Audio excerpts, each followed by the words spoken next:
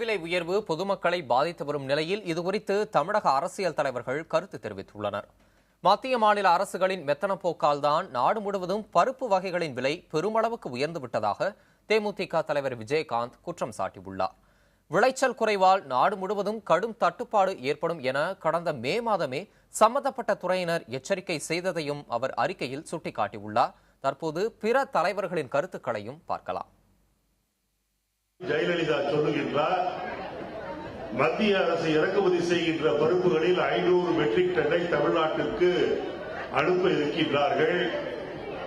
நாங்கள் 1ஆம் தேதியிலிருந்து அதை எல்லோருக்கும் கொடுப்போம் என்று சொல்லி இருக்கின்றார்கள்.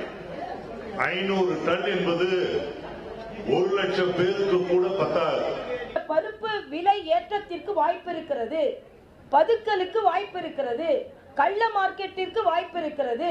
மாநில அரசுகள் இன்னும் தெளிவாக அதை கையாள வேண்டும் என்று அவர்கள் தெளிவான நடைமுறையை சொன்ன பின்பும் மாநில அரசுகள் சரியாக அதை பின்பற்றாததால் தான் தமிழகத்தில் இன்று பருப்பு விலை நாம் எதிர்பார்த்ததை விட ஏறி இருக்கிறது.